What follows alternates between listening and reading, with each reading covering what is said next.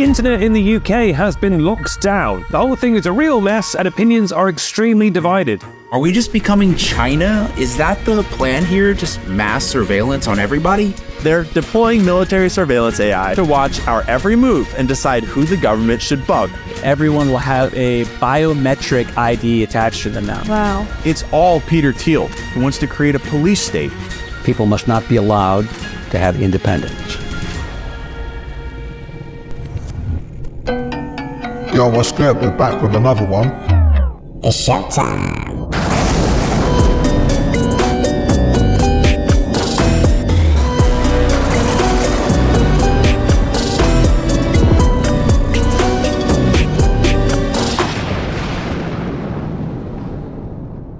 The internet in the UK has been locked down. No, it actually has. It's taken everyone a bit surprised, but now you need ID to access everything from adult sites, to Reddit, to Discord, to even possibly Wikipedia. The whole thing is a real mess and opinions are extremely divided, even mine. Many people have asked whether there should be any kind of identity verification, especially to stop children accessing adult content, and it's always been a very fraught issue. It's always been a bit of a what if. Well, last week in the UK, it became reality. Millions of UK users opened platforms like Reddit, Discord, Blue Sky, and were greeted with a new requirement: age verification. They were like, hey, is this illegal? Hey, it feels illegal. Now, if you don't submit a picture of a government ID or have one of your selfies algorithmically verified, we'll come back to that, as belonging to an adult, then 18 plus content on many platforms will just be inaccessible to you. It's a result of the 2023 Online Safety Act, which aims to protect children and adults online from illegal, harmful, and age-inappropriate content. It's content that I can't actually say out loud, but obviously it's like adult content, any content that promotes harm, any negative content around eating, that kind of stuff. It's specifically aimed to protect children, and on a top surface level, that does seem good. But there are a lot of caveats and weird downsides to this act, with issues around data, privacy, safety risks, including banning Wikipedia. Yes, it sounds like clickbait, but no, the government wants to label Wikipedia as a Category 1 site, which is the top category in terms of severity. This country really is fucked. It's not just here, right? In just the last couple of weeks alone, the UK passed a bill that requires everyone to prove their age if they want to access certain sensitive content, which includes apps like Reddit, Discord, X, and Blue Sky. YouTube announced that they'll begin to use AI to estimate the age of users in the US so that they can add safeguards to the videos they are recommended. Spotify is rolling out age verification in the UK, which could lead to your account being permanently deleted if you fail the checks. Xbox is rolling out age verification to the players in the UK who have their date of birth on their account set as over 18, and Australia has just backtracked and added YouTube to the list of social media apps that will be permanently banned to everyone under the age of 16 in December. Yeah, and while this all feels very sudden, this is actually the result of years of political pushing to make the internet safer for kids. Currently, in the United States, 24 states have passed online age verification legislation. Canada recently reintroduced age verification bill S-209. France passed similar legislation last year, only for it to be suspended while they investigate whether it matches up with EU legislation. Point is, while the vast majority of people support making the internet less harmful for minors, to make that actually happen, everyone needs to prove their age, not just kids. And so privacy concerns still need to be addressed. But either way you look at it, it seems like the days of using the internet freely, especially if you're under 18, are numbered. They don't care about kids, bro. It's all about control. Yeah, it's turning into 1984. The most powerful weapon any government can use to crush dissent is to restrict what you're allowed to say. In Orwell's 1984, the government didn't simply control your words, it watched you speak them. And in 2025, the UK has just passed sweeping new laws, supposedly to protect children online. But underneath the hood, it's a blueprint for censorship.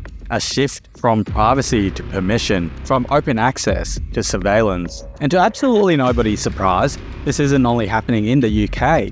Australia is next this coming December. Similar laws are taking shape in parts of the US.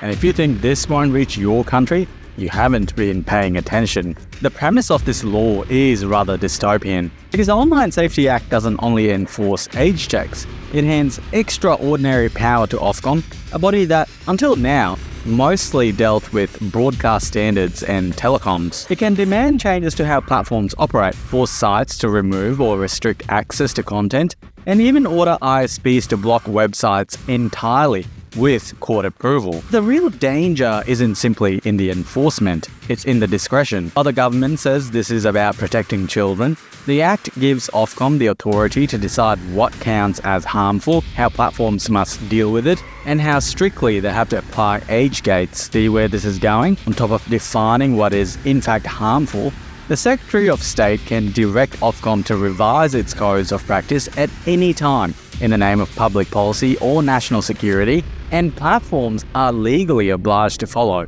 So now corporations are going to decide what we can and can't see. It's a government shakedown, bro. Here's how it actually works. If a platform hosts a significant amount of this so-called priority content, it now has a legal obligation to block under 18s from accessing it. That means they have to verify your age with proof.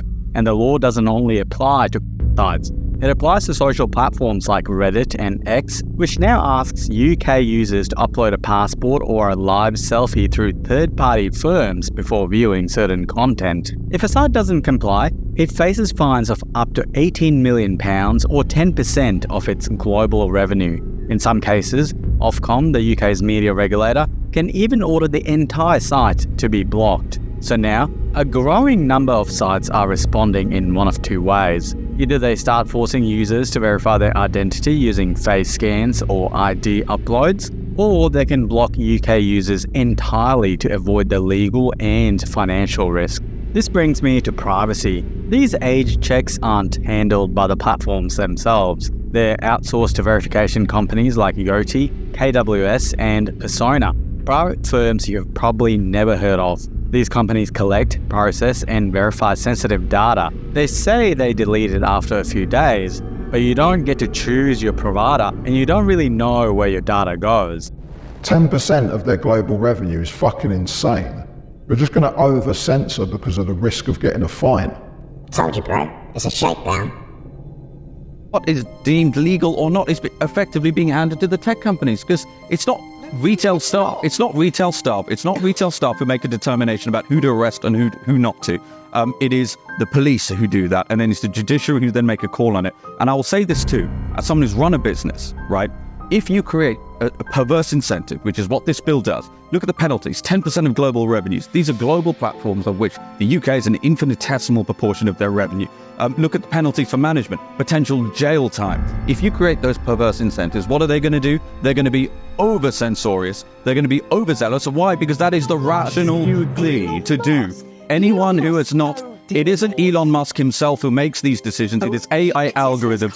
It is AI algorithms. It is AI algorithms that make these decisions. It is AI algorithms that make these decisions writ large. And what you are now doing, if you don't trust the tech companies, then this is the last act that you would want to support. Because what has happened now is it is Mark Zuckerberg and Elon Musk and every social media magnate that will make a determination as to what British people can or cannot see. Because you have you've created legislation here that says any content that is, quote, legal but harmful must be taken down, lest the management teams face jail. I'm surprised these tech companies don't just cut off the UK. Why would you risk 10% of your global revenue for such a tiny island? Because they're going to do it everywhere, bro. The UK is just the testing grounds. The internet just ended anonymous browsing forever. Reddit, Discord, X, and Blue Sky now require government ID to prove you're over 18 for certain content. Here's what's terrifying. These sites use third-party companies to store your ID photos, and they're already getting hacked. One identity verification service used by TikTok, Uber, and X left user information and driver's license photos exposed for months. 404 Media found the breach. There's no standardization. Every site uses different companies with different security standards. Some promise to delete your data in 7 days, others no guarantee at all. But it gets worse. The Supreme Court just ruled in 2025 that adults have no First Amendment right to avoid age verification. Your Reddit comments tied to your driver's license. Your Discord chats tied to your real name. Anonymous browsing is dead. This is going to kill the internet as we know it. Yeah, bro, and no one voted for it. Australia is set to quietly introduce unprecedented age verification checks for search engines such as Google, without the consent of the Australian people. What started as concern for children on social media has rapidly expanded to mandatory wide-ranging, biometric, age checking across the digital landscape. For what reason?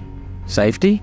I don't buy that. I'm sure you don't believe it. Instead of waiting to see how the under-16 social media ban goes, if it works, if it's possible, if it helps, if the public rejects it, instead of waiting, they're already trying to push through an entire framework of nanny state, privacy-destroying restrictions on the internet. Google and Microsoft will implement age assurance technology. Sounds good, doesn't it? Age assurance technology under threat of a $50 million fine. This verification will be used to automatically censor an unspecified range of content. Some of it adult, a lot of it not adult.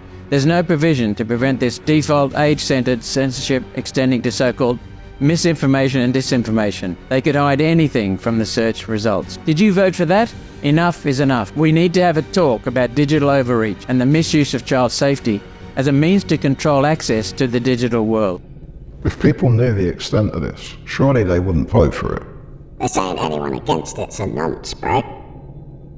If you oppose the Online Safety Act, you are on the side of predators. That is what a UK government MP tweeted last night. And I swear to God, this might be the most deranged, manipulative bullshit that I've seen this government spew out yet. Calling your own citizens predators just because they dare to criticise your shiny new surveillance Trojan horse, that is not governance. That's like a toddler throwing a tantrum whilst they're holding the nuclear codes. It is straight up regime language. You don't support our law? Well, then you must be evil.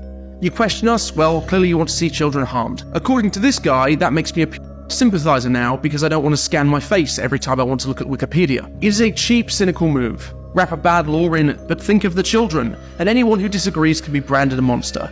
Classic authoritarian playbook. But the reality is that the people pushing back on this act aren't predators. They're parents, they're tech experts, and they're privacy advocates. They're just ordinary citizens who understand what this law actually is, a massive fucking power grab dressed up as safety.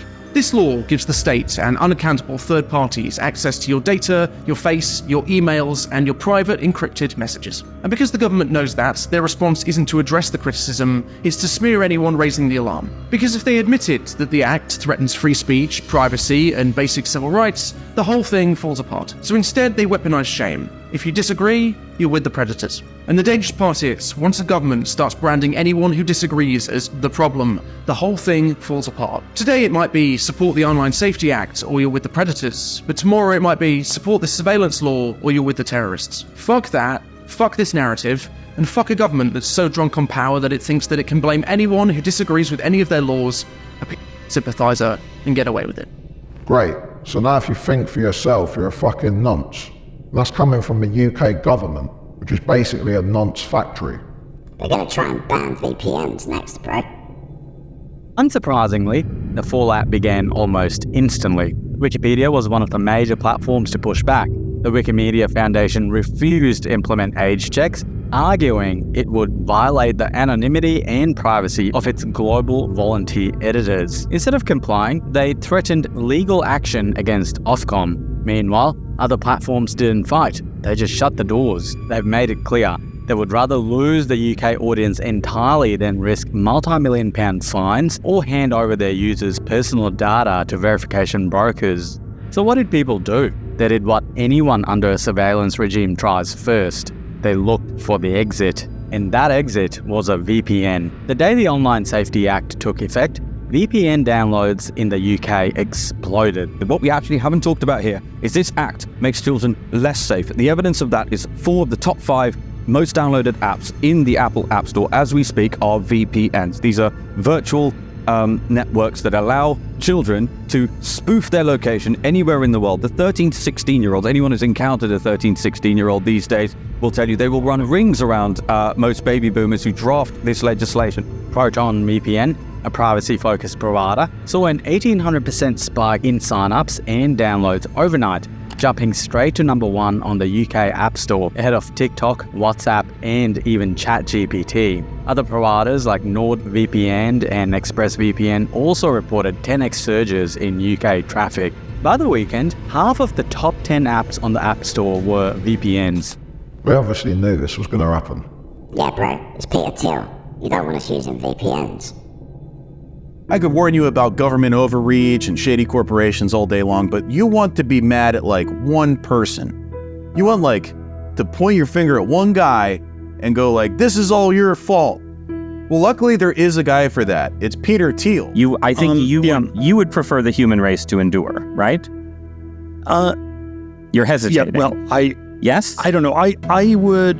Yeah, that right there, that's Peter Thiel. And everything we talked about today leads right to him. If you use Persona to verify your age before you watch that information belongs to Peter Thiel now, whose founders fund is one of the largest investors in the company. When your kids take photos of themselves so they can use voice chat in Roblox, Roblox uses Persona as well. So Peter Thiel's got photos of your kids, dude. Hey, do you want to see footage on Reddit of the Gen and God?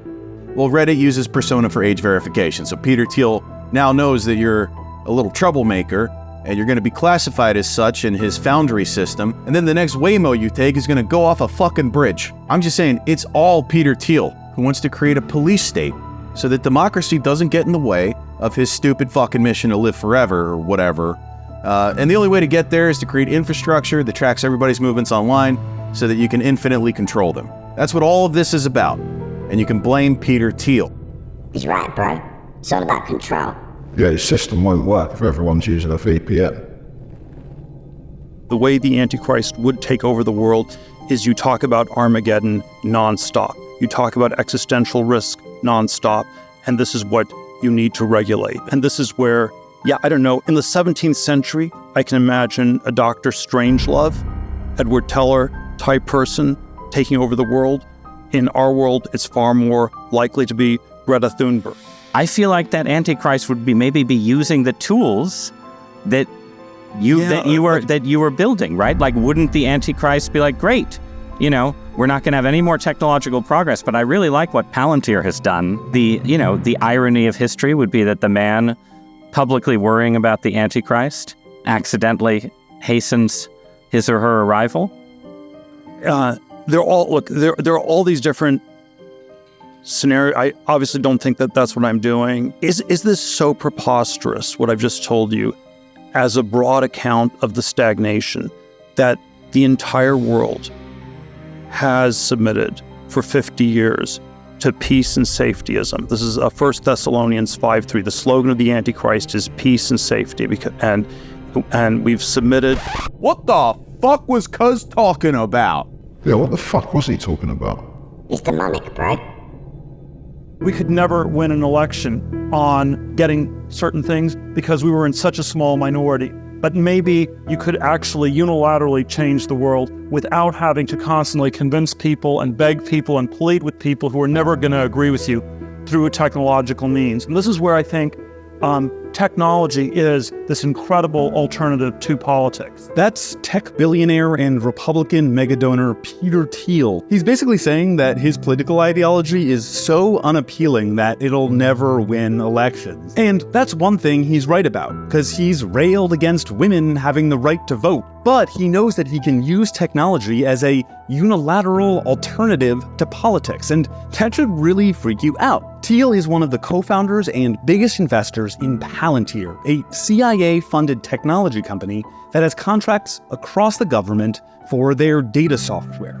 Here's their CFO speaking a few years ago. We continue to advance our mission of becoming the U.S. government's central operating system as we extend our footprint across defense, healthcare, and civilian agencies. And this is the CEO. The central risk to Palantir and America and the world is a regressive way of thinking that is corrupting and corroding our institutions, that calls itself progressive, but actually, and is called woke, but is actually a form of a thin pagan religion.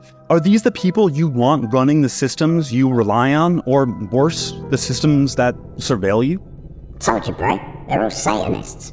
I don't know about that. It's definitely the first step in banning VPNs. He's openly talking about manipulating the public using tech. Are we just becoming China? Is that the plan here? Just mass surveillance on everybody? Recently, I was just in China, and some of what I saw was pretty good. Some not so good. Okay, this is where we're headed, except without the nice trains and without the free healthcare. We're talking about the creation of a biometric surveillance state with predictive algorithms. Quote, a new report shines light on contracts with tech company Palantir, which would create data profiles of Americans to surveil and harass them. We're doing it. We're doing it. And I'm sure you're enjoying this as much as I am. Let's not talk to analysts about the burden of being right, our burdens of investing in ontology, our burdens of actually looking at the math. Palantir is here to disrupt and make the institutions we partner with the very best in the world, and when it's necessary, to scare enemies and on occasion kill them. Except here, the enemy is literally the American people. I tweeted this out the other day saying that it should be very alarming that the same company that's tracking terrorists abroad is now tracking us at home. Starting to feel like maybe they think we're the enemy. What are your thoughts? We're getting ready for 15-minute cities, bro. Lockdown 2.0. Remember, this is for entertainment purposes only. The Economic Times reported that, quote, Palantir isn't just improving old databases, it's building what some experts are calling the most expansive civilian surveillance infrastructure in U.S. history. Instead of scattered files and spreadsheets, the platform will use real-time data integration and artificial intelligence to profile behavior, detect fraud, and identify individuals or patterns deemed risky by the system. At the core of the project is Palantir's Gotham software. Already used by defense and intelligence agencies, Gotham will now be used on the domestic front. It doesn't just track information, it makes judgments. It could influence everything from how benefits are distributed to who gets flagged for closer scrutiny by law enforcement or immigration officers. So good, they're deploying military surveillance AI to watch our every move and decide who the government should bug. And by bug, I mean investigate, harass, arrest, and probably more. We're fucked, bro. I'm pretty sure you're already on their watch list. Health data, financial data, travel data, what you say on social media, etc. So if you want access to your health data, you'll have to pay some corporation somewhere in the world to get access to it. Far out. Wow. And that then leads the way into a central bank digital currency. Yes. And then that leads to social credit. Yes. That also leads to 15-minute cities. Because in London right now, if you're not driving an electric vehicle, then you have to pay tax if you go so far. It's a fine, but it's called a tax. It's a fine. And if you don't pay, it escalates for every day you haven't paid it. So that's basically a 15-minute city right now. So what we'll have is not fences and roadblocks, but we'll have cameras. This is the modern jail. This is the modern prison. Right. So what was passed through the Senate, we opposed it. Very few people opposed it. Pauline Hanson, myself, I think the usual culprits, Antic and Babette and Rennick. What they can do now, identity verification bill. It's gone through the Senate. It enables the use of cameras for biometric data, facial recognition. The New South Wales government has said that they're setting up cameras all over the place, so they'll be able to assess a driver to find out whether or not he's got a driver's license. Told you, bro. 15-minute cities are coming. They're already here. People just haven't noticed yet. A 15-minute city means basically a neighborhood where you can reach everything you need within a 15-minute foot walk. A doctor, grocery store, and so forth. However, if you now fancy another store and that does not happen to be in your neighborhood, you won't be going to that store anymore. Total control is what we're talking about. Once they decide you're no longer allowed to leave your 15-minute immediate area, they don't have to fence it in or anything. It will be done via digital ID. With the social credit system, kind of something like that. Compliance. Yes. And there's pilot project already going on in Bologna. It's called the Bologna wallet, and in Vienna it's called the Vienna token. It's voluntary for now, and it's only pretty much enticing people to get some ticket for a little less or something like that, to go to theater, something like that. But soon there will be a time you don't have a choice anymore. You have to have a digital green certificate. We need to stick with cash, bro. They can still track cash. Every single payment over £1,000 in cash now has to be reported to the Inland Revenue. 15-minute cities is something that the WEF has created called C40, and it's called C40 cities. I would urge you to certainly look on the internet about it. Basically, you won't be able to drive a petrol or diesel car anymore. You'll have to buy electric. If you want food, you will get a calorie-controlled system sent to you by text saying, this is what you can eat today. This is what you can have today. If you violate any of these things, they'll freeze your bank account. That is the next step. These are stages in which they're going to implement this stuff. And this was signed up by the WEF, and the WEF has signed up with our mayor in London as the chair. And he has gone around the world to communicate this C40 to all of the countries in the world. And most of the countries are looking at adopting it. Now, I am going to abolish it. It is a hopeless position. We are going to be in an open prison for the rest of our lives. We will not be able to work unless it's in our 15-minute city. It's diabolical. It's not right. This is not the right thing. And it's been hidden from the public. No one's talking about it. If you look on the labels in supermarkets, you'll see some products have already got the carbon value on them. I'm telling you, bro, the UK's the test ground. June 2019. What a beautiful time. The UN proposed this Agenda 2030. It was agreed upon by every nation in the world, but a big part of it is surveillance. Red flag, I would say. So under Agenda 2030, many goals like renewable energy, smart cities, and digital ID were implemented. This one freaked me out. The World Economic Forum, biggest advocates for global digital identity infrastructure. So basically, everyone will have a biometric ID attached to them now. Wow. So wherever you travel in the world, biometrically, you can be identified. This is all in the hopes of like making the world a better place. Part of the Agenda 2030 that World Economic Forum were involved in, it's called the Great Reset. Right, which we've heard of. World Economic Forum launched the Great Reset Initiative, and their catchphrase for this whole Great Reset was, "You will own nothing and be happy." Yes, this officially is happening? It's been implemented.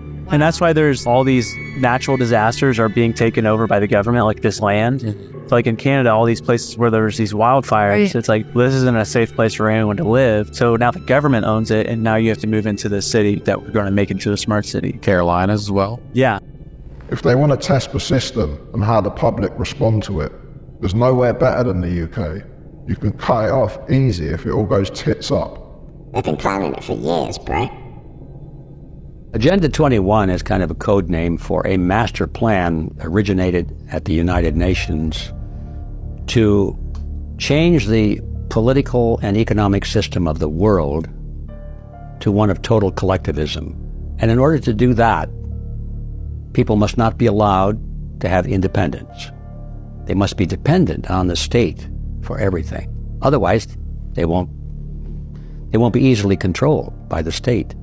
That means they can't have private property, mostly. They cannot have land of their own. They have to live in, preferably, high-rise apartments that are provided to them by the state as a benefit, so to speak. Oh, good, we got a free apartment. But these people at the top want all humans to be dependent on the largesse of the state.